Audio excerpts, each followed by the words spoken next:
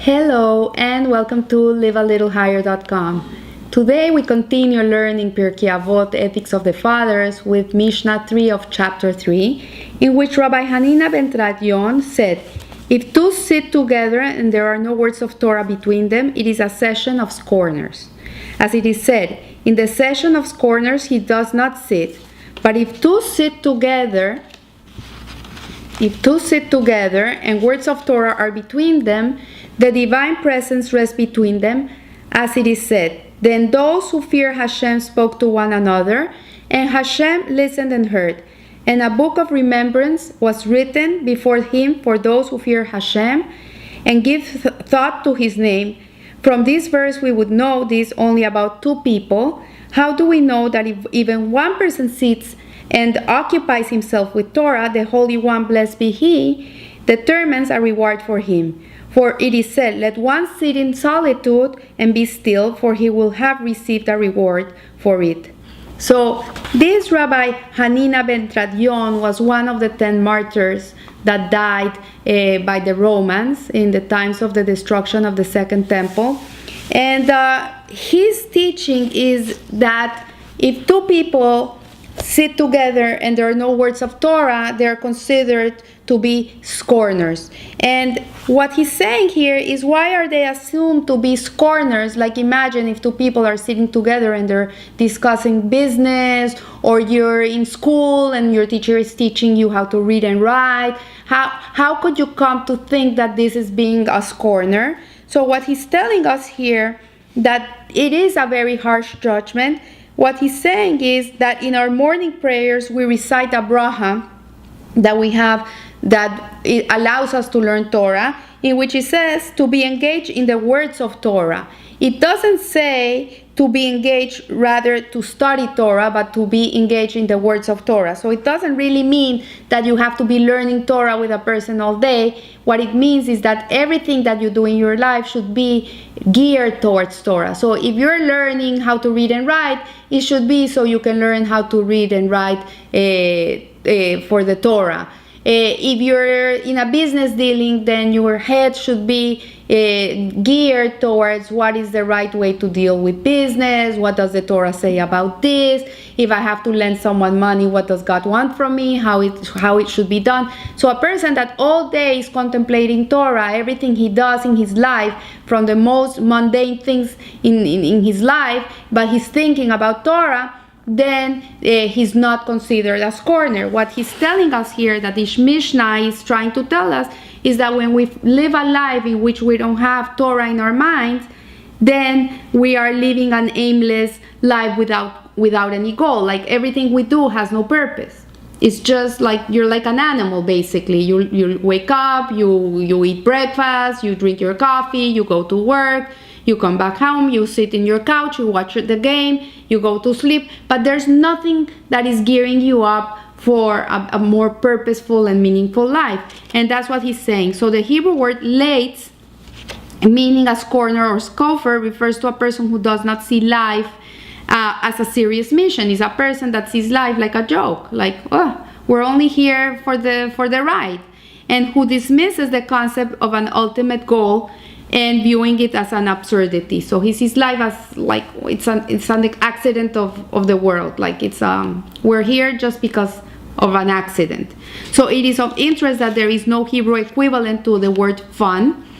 There are words for enjoyment and amusement in the Hebrew alphabet, but not for fun.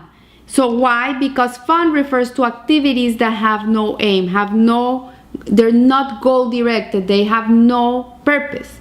You're just having fun. You're playing a game in your phone, but it has no purpose eventually. But if you do it because it takes away the stress from you, and it's gonna take away your stress, and because it's gonna take your stress away, you're gonna be a better person, and you're gonna come home and you're gonna be a happier parent, and you're gonna be a better father to your kids, or a better mother to your children, or a better wife, or a better husband, then playing a game has a purpose. Even something so low as that. So here we see also that the Mishna tells us that the divine presence rests between them, rests between two people who are talking words of Torah. and it comes with a parable of the Mishna. It's portrayed trying to understand what this means. And it says that after the Torah was given to Israel, God commanded the Jewish people to build a Mishkan, a tabernacle in the desert, where he could dwell in them. And the relationship between giving the Torah to Israel and building the Mishkan is portrayed in the following midrash, in which it says that there's a parable of a king who had an only daughter, and this only daughter was gonna get married to a prince, to a king from another place. And the king said to him, "My daughter, whom I gave to you in marriage, is an only daughter. What can I do? I cannot separate myself from her, because she's my only one. I cannot tell you not to take her, because obviously you have to go back to wherever you come from, and she's your wife. But I'm gonna ask you one little thing. I'm gonna ask you that wherever you build a home, build a room for me, so I can come and be with you. So build a small room so I can dwell amongst you." So did God say to Israel, "I have given you the Torah and I cannot depart from it. I cannot live without the Torah." So that's why he told the Jewish people to build a Mishkan so he could dwell in them. This is the little room in this world, so Hashem can be with us. So the reason that the divine presence joins with two who study Torah is that God is inseparable to Torah. It is him. It's his extension. Just as the princess was the extension of her father, the Torah is the extension of Hashem. So the metaphor of the Torah as the king's daughter conveys that the Torah is a derivative of God himself. And furthermore, as the daughter in the parable was an only daughter, so too is Torah the only truth, and there is no alternative. So this is why when two people sit together and they talk words of Torah, the presence of Hashem, the Shekhinah, dwells amongst them, because this is that little room. That's where he is. So here we also learn that the Rabbi Hanina ben Tradion is the author of the Mishnah that focuses on the purpose of life. This Mishnah is talking to us about purpose of life as being goal-directed with Torah as the ultimate goal. Like if you don't have Torah in your life, Torah values at least, then you have no purpose in your life. There's no reason. Like, why would you get married? Why would you have a job? Why do you want a house? Why do you want a nice car? All these questions. Yes, I want a job so I can fulfill for my family. I can give them food, put food in their table. I can make a beautiful Shabbat meal every Shabbat and have guests over to my house. There has to be purpose to the things we do. So here we say that in the Talmud of Avodat Zarah relates that Rabbi Yosef said to Rabbi Hanina, "My dear brother, are you not aware that God has empowered the Roman Empire to wreak his wrath upon us, to destroy his temple and kill his pious servants? Yet you defiantly expound the Torah and you go and you teach it publicly." And Rabbi Hanina replied to him, "I will continue to do so and rely on God's mercy. And how dare you expose yourself to danger and expect miracles?" says Rabbi Yosef. "So both you and the Torah are apt to be put to the stake." And shortly after Yosef's death, Rabbi Hanina was arrested and for teaching Torah in defiance of the Roman Empire, and him and his wife were put to death.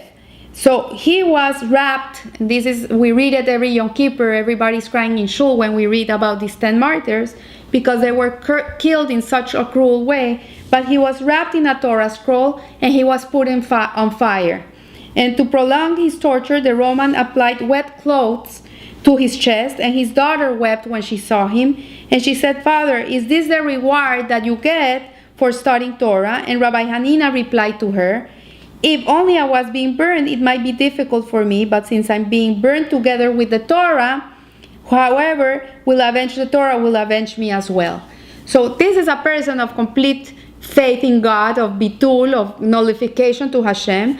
But then Rabbi Hanina's disciples started noting that the master was staring intently and asked him, "What are you seeing? What do you see?"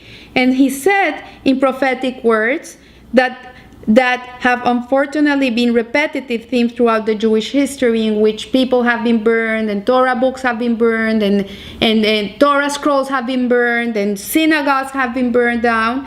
And he says, I see a parchment burning, but the letters take wing through the air. So he saw that even though the parchment was being burned, the letters of the Torah were flying away. And many times our citadels of Torah study have been burned. So what it says is that even if they're burned, the words of the Torah are never burned. They're eternal.